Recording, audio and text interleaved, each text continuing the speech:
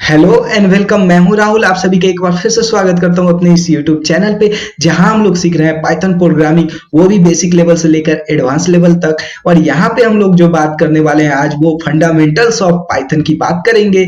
और अगर बात की जाए बिगनर्स की, तो स्पेशली बिगनर्स के लिए ये जो टॉपिक है बहुत ही इंपॉर्टेंट है। प्रैक्टिकल हो, थ्योरेटिकल हो, हर चीज एक फंडामेंटल पे टिकी हुई होती है, इसलिए फंडामेंटल की बात करनी पहले जरूरी है। और इससे पहले वाले वीडियो में हमने जो बात किया था वो इंस्टॉलेशन ऑफ पाइथन के ऊपर बात हुई थी, पाइथन के जो प्रोग्रामिंग मोड्स हैं उनके ऊपर बात हुई थी। उससे पहले हम लोगों ने बात किया था कि पाइथन के फीचर्स और पाइथन की हिस्ट्री के बारे में। तो यहाँ पे जो आज का वीडियो है उसको देखते हैं और शुरू करते हैं और कुछ नया सीखते हैं। यहाँ पे हम लोग सबसे पहले जानेंगे कि कौन कौन से फंडामेंटल्स हैं पाइथन के। तो सबसे पहले बात की जाए तो वो पाइथन का स्टेटमेंट है। दूसरी बात है कि इंडेंटेशन क्या होती है। फिर कमेंट के बारे में समझेंगे, वेरिएबल, कांस्टेंट और टोकन्स के भी बारे में लास्ट में समझेंगे।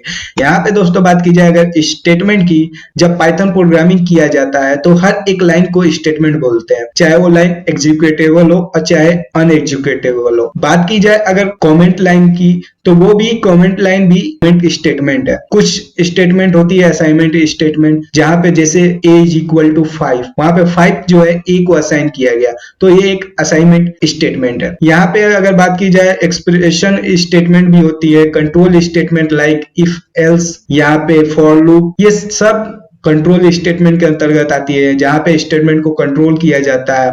फिर उसके बाद यहाँ पे आपको बहुत सारे और भी स्टेटमेंट देखने को मिलेंगे। कुछ स्टेटमेंट के नाम हमने यहाँ पे लिस्ट में डाला है, और भी बहुत सारे स्टेटमेंट हैं जिनका नाम हमने नहीं डाला है। आप सिंपल लिखते हैं, अगर आपने सी प्लस प्लस या सी में भी प्रोग्राम किया होगा तो आपको पता होगा कि रिटर्न स्टेटमेंट भी एक होती है, जहाँ पे हम रिटर्न 0 कर देते हैं, रिटर्न 1 कर सकते हैं। तो उसके बारे में, हर एक स्टेटमेंट के बारे में हम प्रोग्रामिंग के साथ साथ और डीपली समझते जाएंगे। तो आगे चलते हैं और समझते हैं कि इंडेंटेशन क्या है। इंडेंटेशन की बात की जाए तो पाइथन का सबसे पावरफुल चीज है ये। यहाँ पे अगर बात की जाए तो indentation refer to the spaces at the beginning of a code line. Simple सी बात है कि जो हम कोड लाइन लिखते हैं उसके स्टार्टिंग में जो स्पेसेज लगती हैं उसको इंडेंटेशन की बात कहते हैं, वही इंडेंटेशन होती है।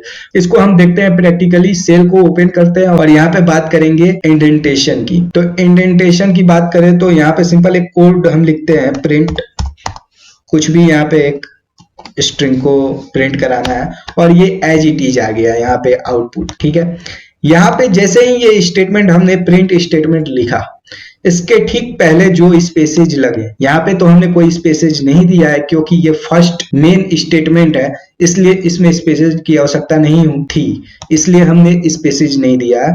अगर स्टेटमेंट आपका कंट्रोल स्टेटमेंट है तो उसके साथ आपका इंडेंटेशन ऑटोमेटिक आपका सेल ले लेता। अगर मान लीजिए आपके पास 1 ग्रेटर देन और स्मॉलर देन 2 कर दीजिए, और ये आपका जैसे ही एंटर आप क्लिक करेंगे, देखिए आपका ये जो स्पेसेज यहाँ पे दे दिया, इसी को बोलते हैं इंडेंटेशन। यहाँ पे अगर जब कभी भी आप कोड लिखिएगा तो उसको फिर अगर मान लीजिए यहाँ पे प्रिंट करा रहे हैं कोई चीज, तो यहाँ पे आपको ये स्पेसेज ऑटोमेटिक सेल आपको दे देता है। लेकिन यहाँ पे ध्यान देना है, अगर आप नोटपैड यूज कर रहे हैं, खास करके नोटपैड यूज करने वालों को ऑटोमेटिक यहाँ पे देता नहीं है स्पेसेज, तो आपको एक इंडेंटेशन लेवल मेंटेन करना होगा, जिसके लिए आप टैब यूज कर सकते हैं। टैब बटन जो कीबोर्ड पे आती है, उस एक टैब बटन को यूज कीजिएगा। तो यहाँ पे स्पेसेज की बात की जाए तो अगर आप 4 स्पेसेज भी देके इंडेंटेशन लेवल मेंटेन कर सकते हैं, 8 स्पेसेज भी दे सकते हैं। लेकिन अगर आप टैब यूज करते हैं तो वो 4 स्पेसेज के साथ मेंटेन करता जाता है। तो टैब यूज कीजिए, वो सबसे बेहतरीन चीज है, क्योंकि कहीं कहीं स्पेसेज काउंट करना बहुत ही कठिन हो जाती है। इसलिए टैब बटन इजिली आप क्लिक कीजिए,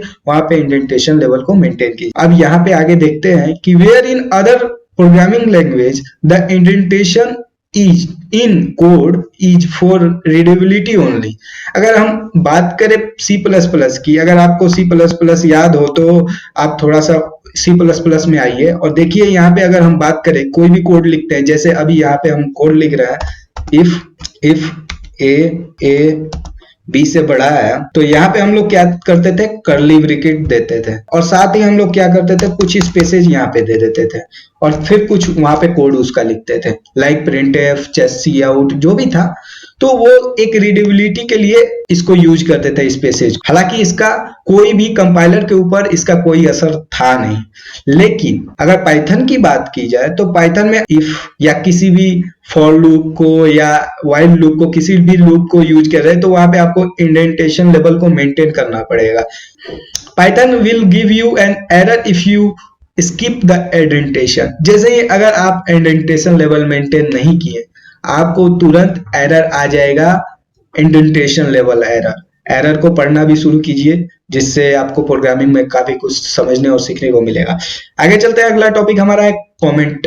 कमेंट कैसे दे? कमेंट एक ऐसा स्टेटमेंट होती है जो comment in Python begin with a hash mark and white space character and continue to the end of the line. कहने का मतलब है कि अगर हमें कोई भी स्टेटमेंट को कमेंट सेक्शन बनानी है, तो हमें उसके ठीक पहले हैज मार्क को यूज करना है, हैज को यूज करना है, वो एग्जीक्यूटेबल नहीं होगा।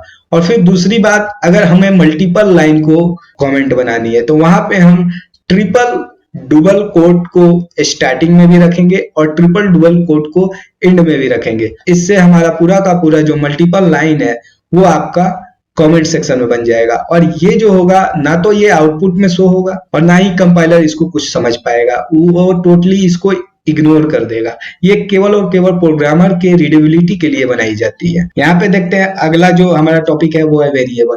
Variable is a container. Simple सी बात है, आपको कोई भी चीज अगर सेव करनी हो तो आपको कोई ना कोई कंटेनर की आवश्यकता पड़ती है। लाइक अगर आपको ऑयल सेव करना है, ऑयल को रखना है कहीं, तो आपको एक बोतल की आवश्यकता होती है। तो ऐसे में ही वेरिएबल प्रोग्रामिंग की एक आवश्यकता है, जहां पे हमें डेटा को सेव करनी होती है। Like A is equal to 5, तो ए क्या है, एक वेरिएबल है जो 5 को सेव कर रहा है।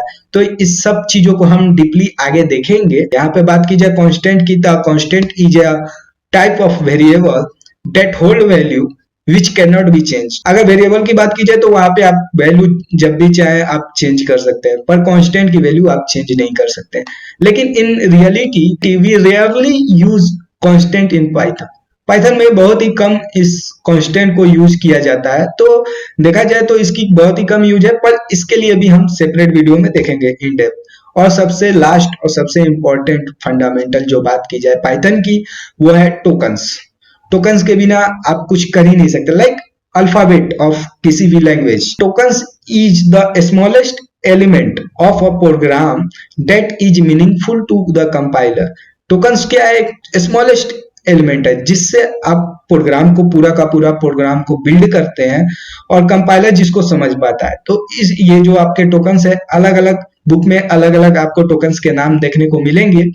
आपको कहीं 5 टोकन्स मिलेंगे, कहीं 6 टोकन्स मिलेंगे। बेसिकली आपको टोकन्स यहाँ पे जो हम लोग देखेंगे, वो फर्स्ट टोकन है कीवर्ड्स, जो प्री रिजर्व वर्ड होती है, जिनकी मीनिंग को हम कभी चेंज कर नहीं सकते, और उस कंपाइलर और उस लैंग्वेज के लिए उनकी जो मीनिंग है वो सेपरेट होती है। लाइक डीईएफ, डेफ, ये आपका फंक्शन डेफिनेशन में यूज किया जाता है। लाइक आपको इंट, आप इंट को फ्लोट नहीं बना सकते, आप इंट ही रखेंगे। वहां पे इंट INT का मतलब केवल और केवल इंटीजर वैल्यू ही है। तो यहाँ पे ये आपके टोकन्स हो गए। यहाँ पे बात करेंगे वेरिएबल्स और आइडेंटिफायर को इन डेप्थ और आगे। फिर यहाँ पे बात करेंगे ऑपरेटर्स कितने तरह के होते हैं पाइथन में, और कौन से ऑपरेटर का कैसे यूज है, उनका क्या फायदा है। फिर हम लोग देखेंगे डेलिमिनेटर्स, यहाँ पे ये भी बहुत ही इंपॉर्टेंट टॉपिक है। फिर हम लोग देखेंगे लिटरल्स। लिटरल्स भी आपको कई बार समझ में नहीं आती है, बहुत सारे वीडियोस में ऐसे लोगों ने बता रखा है जो बहुत ही मतलब कॉम्प्लेक्सिटी के साथ समझा रहे हैं।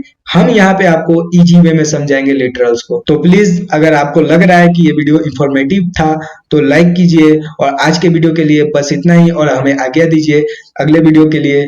तब तक के लिए धन्यवाद। जय हिंद।